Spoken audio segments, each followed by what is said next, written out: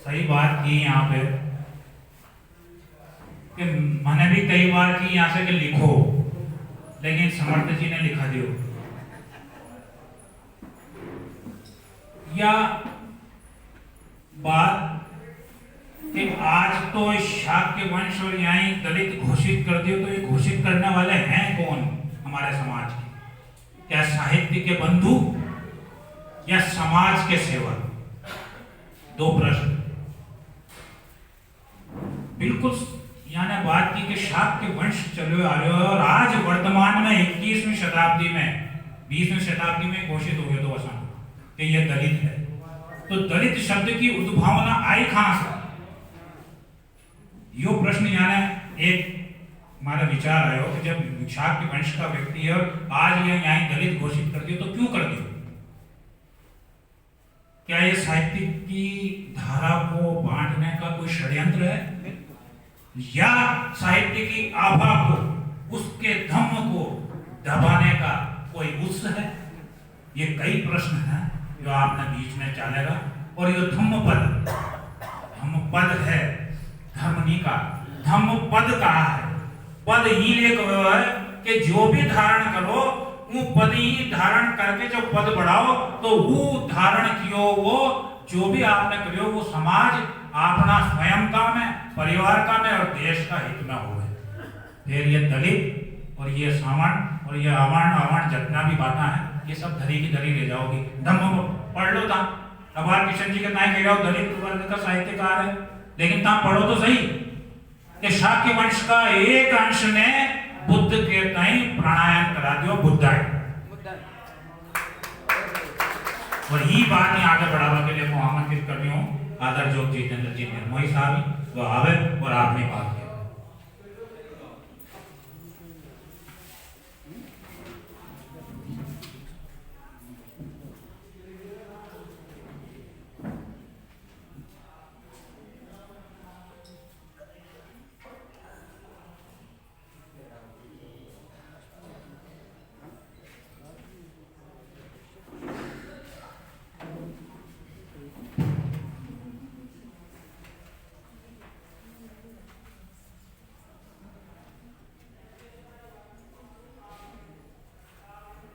वो कौन था और कहां से आया था? वो कौन था और कहां से आया था कि जिसने सूरज को बादलों से मिलाया? आज के ऐसे कृतिकार किशन जी वर्मा समृद्ध और संपन्न मंच देव सभा में विराजित भद्रजन, मनीषी जन और मातृशक्ति, ये समारोह मामूली समारोह नहीं है। 60 लोकजनों को यहां समादृत किया जाएगा जिन्होंने बुद्धायन में अपनी आहुति दी है।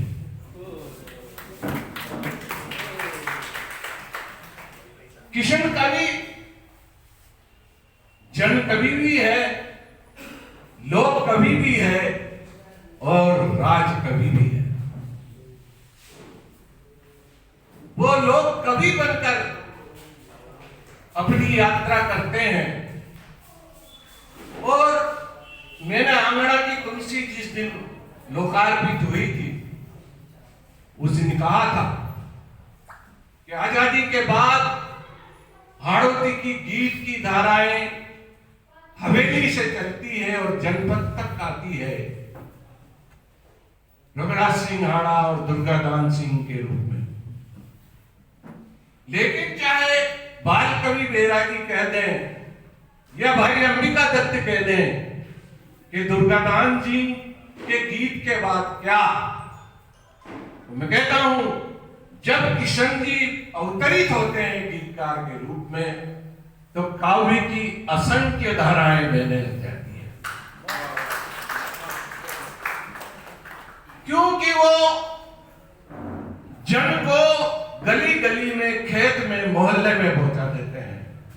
उनका श्रृंगार अद्भुत श्रृंगार है। वो जन आकांक्षाओं के कवि हैं। जब उस सौंदर्य लिखते हैं तो बात डूब के लिखते हैं। मधुर मधुर गुण गुण गुणजार करे भौरो, कामनी कली कली पुकार करे भौरो, चाल दी पवन पियासु सांठ गांठ जोड़ी। ये है किचन।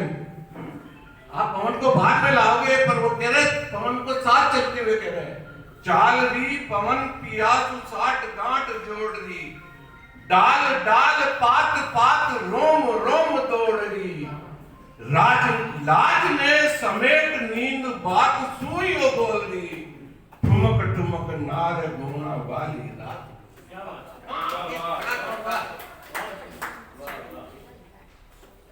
भाई ली बाहर सुन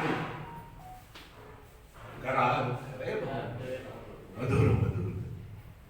जिस तरह से फिल्मी गीतकार, शकील, शायर, मजरू फिल्मी धरातल रखते हैं गीतों का, और उसके बाद आनंद बख्शी आते हैं और उसको गली गली, गांव गांव, चौबारे चौबारे तक गीतों को पहुंचा देते हैं।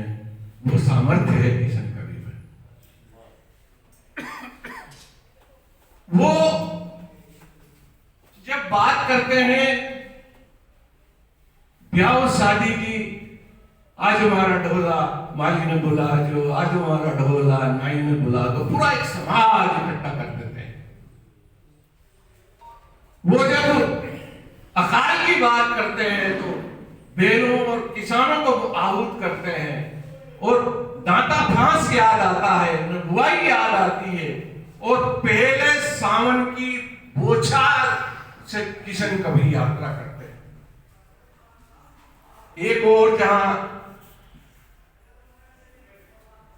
लोक को लेकर दुर्गादान सिंह बोर्ड लिखते हैं, सोनी का रे सोनी का, चांदी सोना दोनों क्या, और लखारे रे लखारा।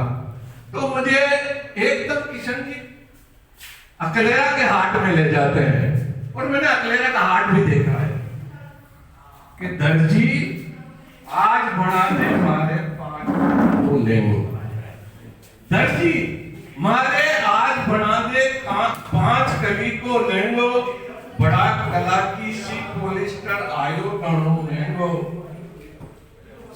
वो जो पुरानी परंपराएं हैं, जो बहुएं सास के छाने छाने रुपया गांठा जोड़ और या तो जेवर लाती या कपड़ा खरीदती, कि साजन सासू के छाने सु रुपया जोड़िया 7 सहेलियां 7 गई मारा कलेरा के हाथ, छिपियो छाणो। ये है किशन कवि। छिपियो छाणो घणो खबरो नंबर 1 लफंगो। ये है किशन कवि। छिपियो छाणो घणो लफंगो, ठगोरियो नंबर 1 लफंगो, दर्जी आज बना दे मारे 5। ये फिर वो आ जाते हैं रंगरेज तक। रंगरेज चुड़ड़ रंगवा को तू काई ले को बोल, अठी उठी बगला मत जाके सांची सांची बोल, असी चुनड़ी मारे रंगे चटकीलो भाभी सो रंग दे, और हरियो भरियो गलियारो प्रिय तार तार मुद्दा मई। फिर वो आ जाते हैं बाजार तक। आगे रे साजन के हाथ दुपट्टो मलमल को, जाने कतना में करतो यो हलाल दुपट्टो मलमल।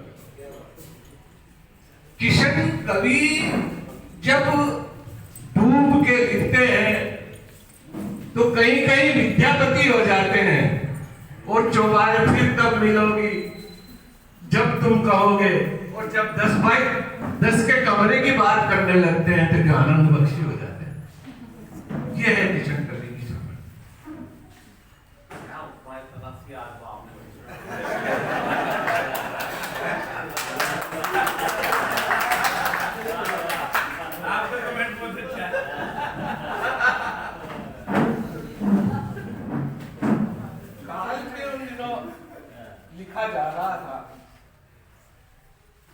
जब रघुराज सिंह नाड़ा लिख रहे थे 60 के काल में, बेरी मत खारे काल चिड़ा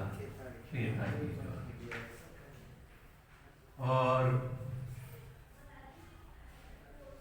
दुर्गादान सिंह जी गा रहे थे, गोरा गोरा गाला पे आंसू खेतारी जुआर मत सुनी। लेकिन ऐसे काश्तकार को किशन का कवि आशा देता है, जाओ मारा डोला, जाओ मारा डोला बेगाजो, एक जोड़ी बेला की लाजो, हल्की हाल प्राणी पड़गी दांता पास नुआ बनवाजो। अब के पवन पुरवाई चली आई, बादली पियाजी जल झोली बरलाई जी।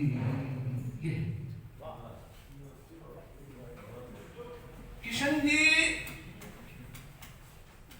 मतलब इतने खंड काव्य महाकाव्य, मुझे अफसोस होता है यार उनकी धरती में। मैं जो और जगह भी राजस्थान में जाता हूं, अगर इन्होंने देशवाली गंगानगर में लिखा होता नेमीचंद, तो भरत ओला जैसे लोग, गोठवाल जैसे लोग, मंगत बादल जैसे लोग इनको पगलकों पे बिछा लेते। अगर इस तरह के महाकाव्य इन्होंने मारवाड़ में लिखे होते तो इन्हें नारायण सिंह भाटी के बाद जाना जाता, जिन्होंने सबसे ज्यादा महाकाव्य लिखे।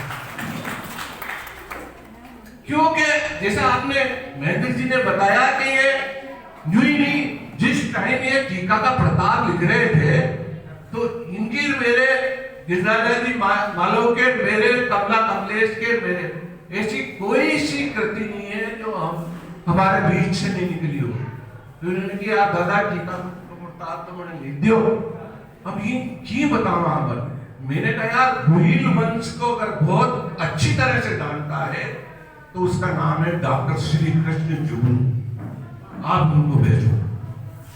जुगनू जी के पास इन्होंने कृति भेजी तो जुगनू जी ने कहा यार सिसोदिया वंश आ गया, मीरा आई नहीं, इसमें तो मीरा आनी चाहिए।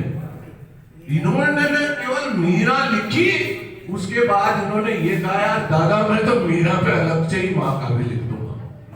अब ये बताओ कि इसकी सामग्री कहां मिलेगी? मैंने कहा इसकी सामग्री तो चित्तौड़ का जो मीरा संस्थान है उससे बढ़ के तो हो ही नहीं सकती। मैंने सत्यनारायण थोमानी जी से कहा, उनने कहा मेरे पास 2 ग्रंथ हैं मीरा महाकाव्य, इससे बाहर कोई पद है ही नहीं मीरा। उन दोनों को समग्र पढ़ के और मीरा लिखने वाला आदमी है। टांग टूट गई तो पढ़े पूरी जीके पढ़ ली, और खास करके राजस्थानी संस्कृति वो एक खासियत और है इनमें, जैसे मारवाड़ी लोग, जैसे देशवाली लोग अपने कवियों को उद्धृत करते हैं, इन्होंने जब जय जय राजस्थान लिखा तो न केवल कन्हैयालाल सेठ या नारायण सिंह भाटी और ये इन्होंने जितेंद्र निर्मोही, राधेश्याम मेहर, के.वी. भारती और जितने मुखर्जी, विष्णु विश्वास, सबको लाके उसमें पिरो के रख दिया। इनसे बहुत कुछ सीखा जा सकता। ये हमारा दुर्भाग्य है कि यहाँ की यूनिवर्सिटी में राजस्थानी विभाग है। अगर यहाँ राजस्थानी विभाग हो, मैं दावे के साथ कहता हूं, मैं इनमें ऐसा शोध कराऊं कि लोग याद करेंगे किशन कवि। क्योंकि किशन जी का जो फलक है ना राजस्थानी का, ये बहुत व्यापक है। मैं साधुवाद दूंगा चंद्रलाल जी चकवाला को कि उन्होंने केंद्रीय अकादमी जो पुरस्कृत सूची आती है उसमें जय राजस्थान को दिया, और उन ये मुखर्जी जो पुरस्कार मिला है उन 8 कृतियों में किशन जी की कृति भी शामिल है।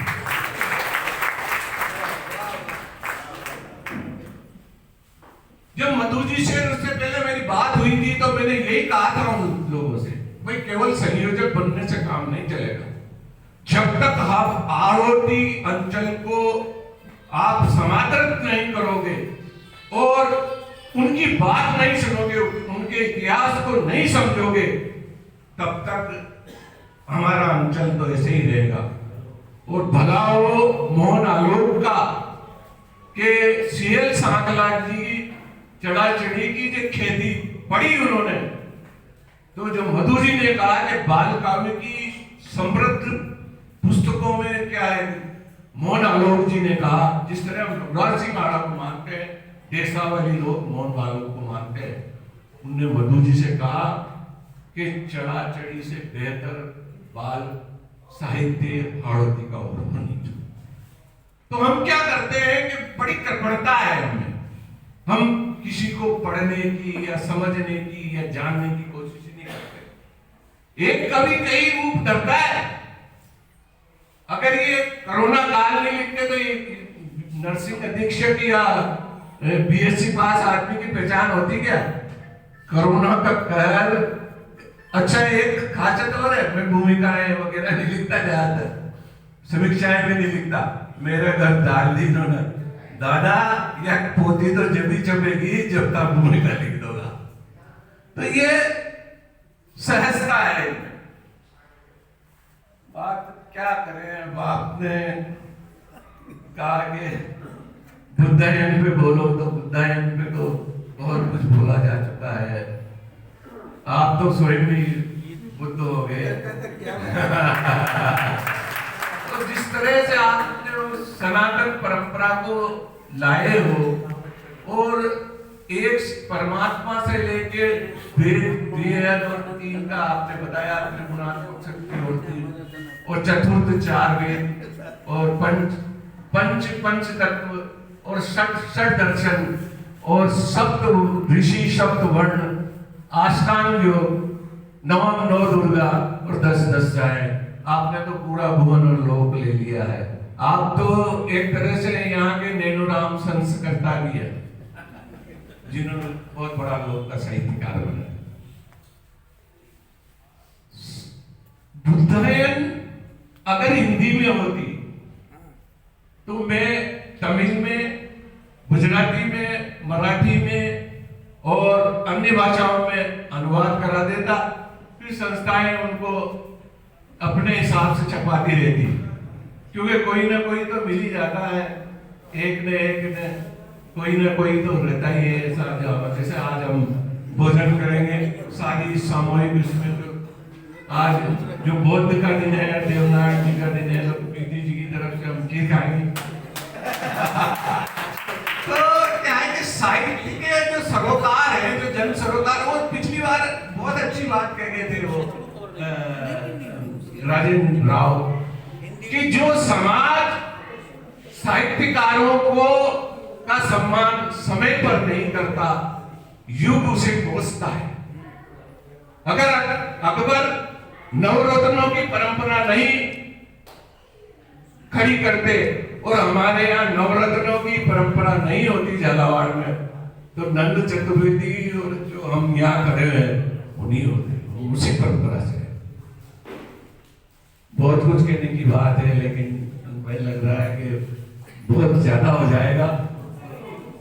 बहुत बहुत साधुवाद तमाम उन लोगों को जो जन सरोकार से जुड़े हैं, हमसे जुड़े हैं, उनका मैं साहित्य समाज की ओर से जिन भी संस्थाओं ने और साक्यवाल बंधुओं ने, संगठनों ने जो बुद्धायन के लिए अपनी धनराशि किशन जी को अर्पित की है, जिन संस्थाओं ने इन मूवमेंट को बनाने के लिए सहयोग दिया है, मैं साहित्य समाज की ओर से उनका आभार व्यक्त करता हूँ, योगेंद्र जी का आभार व्यक्त करता हूँ, आप सभी का आभार व्यक्त हूँ। और किशन जी तो किशन जी हैं, मेरा अजीज भी है, राधे श्याम जी के बाद अब यही तो है हमारे।